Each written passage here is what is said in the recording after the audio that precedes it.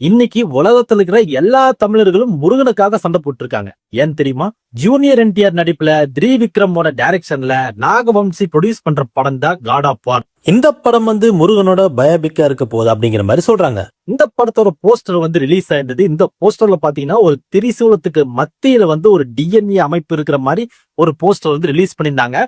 இத ட்விட்டர்ல அந்த படத்தோட ப்ரொடியூசர் என்ன தெரியுமா போட்டிருந்தாரு? வடக்கில் பிறந்து மத்தியில் வளர்ந்து தெற்கில் வணங்கப்படுகிறார் அப்படிங்கிற மாதிரியான ஒரு வாசகம் அந்த போஸ்டர்ல இருந்துச்சு. இத பார்த்து உலகத்துல இருக்கிற எல்லா தமிழர்களும் கொந்தளிச்சு போயிட்டாங்க. எப்படி நீங்க முருகரை தமிழர் இல்ல, அவர் ஒரு நார்த் இந்தியன் அப்படின்னு நீங்க எப்படி சொல்லலாம்? முருகர் எங்க குலதெய்வத்துக்கு சமம். அதாவது தமிழரா வணங்குற ஒவ்வொருத்தருக்கும் முருகன் அப்படிங்கிறது ஒரு இஷ்டமான தெய்வம். சங்ககால இலக்கியங்கள்ல முருகன் தமிழ் கடவுள் அப்படிங்கறத மென்ஷன் பண்ணிருக்காங்க. அதெல்லாம் கொஞ்சமாவது உங்களுக்கு தெரியுமா அப்படின்னு சொல்லிட்டு இங்க இருக்கிற தமிழ் பற்றாளர்கள் எல்லாம் பேசுறாங்க. ஒண்ணு இல்ல, இன்னைக்கு குழந்தைங்க பிறந்தாவே அதுவும் ஆண் குழந்தையா இருந்தா அதுக்கு முருகன் பேர் தான் வைக்கணும்னு சொல்லிட்டு இன்னைக்கு ஒத்த கால நிக்கிற தம்பதிகளை நம்ம பாக்குறோம். எப்ப இந்த தமிழ் இனம் உருவாச்சோ அப்ப இருந்தே இந்த முருகன் வழிபாடு இருக்கு அப்படிங்கிறது இன்னைக்கு சங்ககால இலக்கியங்கள்ல நம்ம எல்லாம் படிக்கிறோம். அப்படிப்பட்ட தமிழ் சொந்தமான முருகனை நம்ம ஒன்னும் சும்மா விட்டுறல. எப்படியெல்லாம் வணங்குறோம், எப்படியெல்லாம் அவனோட அழகு ரசிக்கிறோம், விரதம் இருக்கிறோம், பாத யாத்திரை போறோம், அழகு குத்திக்கிறோம், அது மட்டும் இல்லாம தீர்த்த காவடி எடுக்கிறோம், தீர்த்தம் எடுக்கிறோம், என்ன சொல்லிட்டே போலாம். அப்படிப்பட்ட முருகனை எந்த அளவுக்கு வணங்குறோம், எந்த அளவுக்கு போட்டுறோம், எந்த அளவுக்கு அவனோட புகழ பாடுறோம், எந்த அளவுக்கு அவனை தலையில தூக்கி வச்சு ஆடுறோம் அப்படிங்கிறது நம்மள மாதிரியான தமிழ் மக்களுக்கு மட்டும்தான் புரியும். நார்த் இந்தியால இந்த மாதிரி பண்றாங்களா? முருகனுக்கு இந்த மாதிரி தீர்த்த காவடி எடுக்கிறது, தேர் இழுக்கிறது, பாத யாத்திரை போறது, விரதம் இருக்கிறது, இந்த மாதிரியான விஷயங்கள் ஏதாவது ஒண்ணு செய்யறாங்களா அப்படின்னு சொல்லுங்க. நார்த் இந்தியால இந்த மாதிரி முருகனை தூக்கி வச்சு கொண்டாடுறாங்களா அப்படிங்கறத இங்க நம்ம யோசிச்சு பார்க்கணும். இந்த படம் எடுக்கிறாங்களே ப்ரொடியூசர்ஸ், அவங்களுக்கு கொஞ்சமாவது உரைச்சிருக்கணும். முருகனை பத்தி பேசும்போது 5 இணைகள்ல ஒன்றான குறிஞ்சியை பத்தி நான் பேசியாலும் மலையும் மலை சார்ந்திடமும் இந்த மலையில இருக்கிற ஒரு காவல் தெய்வம் தான் முருகன்.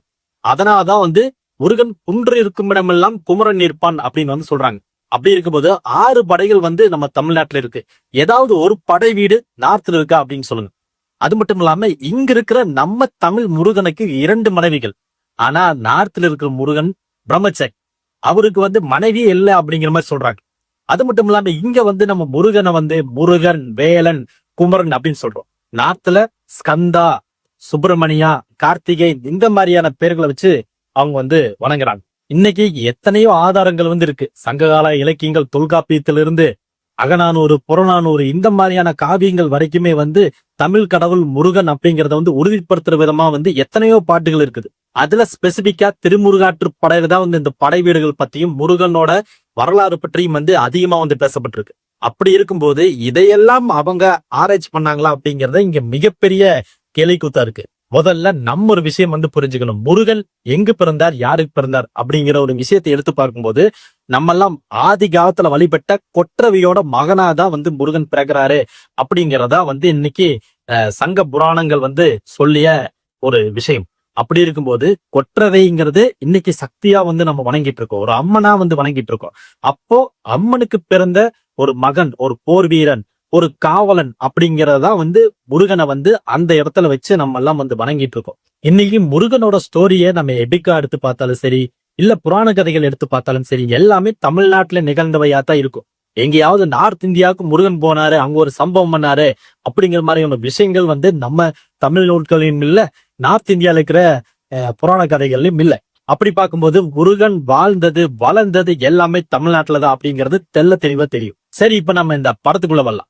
எதுக்காக முருகன் நார்த் இந்தியாவுக்கு சம்பந்தப்பட்டவரா இந்த படத்துல காட்டுறாங்க அப்படிங்கிறத நான் என்னோட பார்வையில எப்படி பாக்குறேன்னா, ஒரு கான்ட்ரவர்சியை கிரியேட் பண்ணணும் அப்படிங்கிறதுக்காக இந்த வேலையை பார்த்திருக்காங்க அப்படின்னு தான் நான் இன்னைக்கு நினைக்கிறேன். ஏன்னா ஒரு படத்து மேல ஒரு கான்ட்ரவர்சி வந்துருச்சுப்பா, ஒரு குரூப் இந்த படத்தை பத்தி போட்டு தாக்குறாங்க, அந்த படத்தை பத்தி நெகட்டிவிட்டியான பாசிட்டிவிட்டியான விஷயங்களை பரப்புறாங்க அப்படின்னா அந்த படம் பிக்கப் ஆயிக்கும். படம் இன்னும் ஆரம்பிக்கவே இல்லை, இன்னைக்குதான் படத்தோட டைட்டில் ரிலீஸ் பண்ணி ஒரு போஸ்டர் போட்டிருக்கானு. அதுக்கே இந்த படத்தோட ஹைப் வேற லெவல்ல போயிட்டு இருக்கு. என்ன காரணம்? இந்த படத்தை பத்தி நிறைய பேர் பேசுறாங்க. முருகன் தமிழ் கடவுனா இல்ல நார்த் இந்தியாவுக்கு சொந்தமானவரா அப்படின்னு சொல்லிட்டு 2 குரூப் மாத்தி மாத்தி அடிச்சுக்கும் போது இந்த படத்துக்கு உண்டான ப்ரொமோஷன்ஸ் ஹை லெவல்ல பிச்சுக்கும். அதனாலதான் இந்த படத்துக்கு ஒரு ப்ரொமோஷன் கொடுக்கணும். அதனால என்ன பண்ணலாம் அப்படிங்கறத யோசிச்சுதான் இப்படி ஒரு கான்ட்ரவர்சியை கிரியேட் பண்ணிட்டு இருக்காங்க அப்படிங்கறத நம்மளால புரிஞ்சுக்க முடியுது. வேணா இந்த படம் வந்து ஹிட் ஆகும்னா நம்ம திருச்செந்தூருக்கோ இல்ல மருதமலை முருகனுக்கோ வந்து தேர் இழுக்கட்டும், தேர் இழுத்தா கூட இந்த படம் வந்து ஓடுறதுக்கு நிறைய வாய்ப்பு இருக்கு. முருகனை தமிழ் மக்கள் எந்த அளவுக்கு நேசிக்கிறாங்க அப்படிங்கறது வந்து இந்த படக்குழுவுக்கு தெரியுமா அப்படிங்கிறது தெரியல.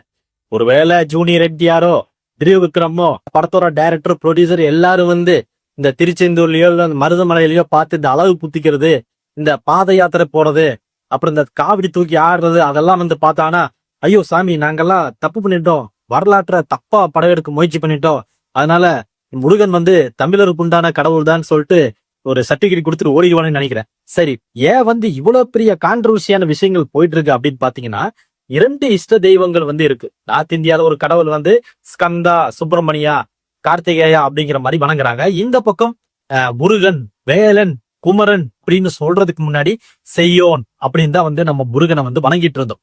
அதுக்கப்புறம் தான் இந்த முருகன், வேலன் அப்படிங்கிற பேர் வந்து முருகனுக்கு வந்துச்சு. ஆனா முருகனுக்கு பாத்தீங்கன்னா ஏகப்பட்ட தமிழ் பேர்கள் இருக்கு. அப்படி பார்க்கும்போது பாரி அப்படிங்கிறதும் வந்து முருகனுக்கு சேர்ந்த பேரா வந்து சொல்றாங்க. அப்படி இருக்கும்போது நம்மளோட முருகனோட ஆர்ஜின் முதன்மையான பேர் என்னன்னா செய்யோன் அப்படிங்கறதா முருகனோட பேர்.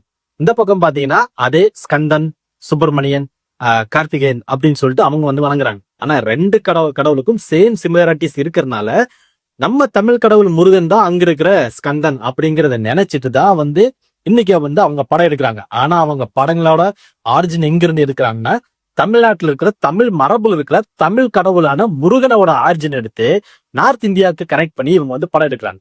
இது எவ்வளவு பெரிய முட்டாள்தனம். ஆனா இன்னைக்கு இந்த படக்குழு வந்து ஒரு விளக்கத்தை கொடுத்தே ஆக வேண்டிய சூழ்நிலையில் இருக்காங்க. வடக்கில் பிறந்து மத்தியில் வளர்ந்து தெற்கில் வணங்கப்படுறது யாரு? முருகனை சொல்றீங்களா இல்ல நார்த் இந்தியால இருக்கிற இஷ்ட தெய்வத்தை சொல்றீங்களா? அதை வந்து நீங்க தெளிவா குறிப்பிடணும் அப்படிங்கறது இன்னைக்கு ஒட்டுமொத்த தமிழ் பக்தர்களோட, தமிழ் முருக பக்தர்களோட ஒரு வேண்டுகோளா இருக்கு. இத வந்து அவங்க தெளிவுபடுத்தி ஆகணும். நாங்கெல்லாம் வந்து எக்ஸாம்ல பாஸ் ஆகணும்னு சரி, லவ் சக்சஸ் ஆகணும்னு சரி, இல்ல ஒரு வேலைக்கு அப்ளை பண்றோம் அப்படின்னாலும் சரி, முருகன் துணை, முருகன் துணை, முருகன் துணைன்னு 108 தடவை நம்மள எழுதுவோம்.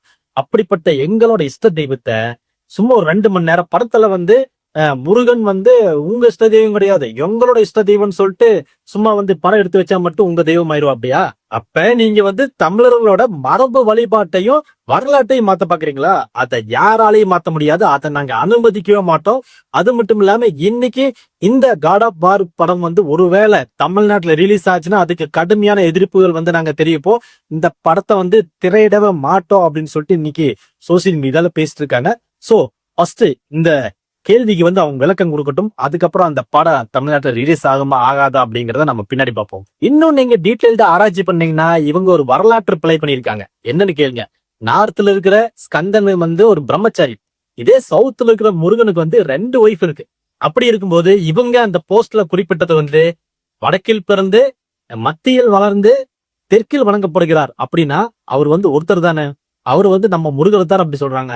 அப்ப நம்ம முருகனுக்கு 2 ஒய்ஃப் இருக்கு, நார்த்ல இருக்கிற முருகனுக்கு எத்தனை வைஃப் இருக்கு? இந்த கேள்விக்கு அவங்க வந்து விளக்கம் சொல்ல முடியுமா? இல்ல இந்த நார்த்ல இருக்கிற முருகனை பத்தி தெரியாம இந்த வேலையை பண்ணிட்டாங்களா அப்படிங்கறது அவங்களுக்கு தான் வெளிச்சம். சோ அது வெளிச்சம் போட்டு அவங்க காட்டணும் அப்படிங்கறதா மீண்டும் நம்மளோட கேள்வியாச்சு.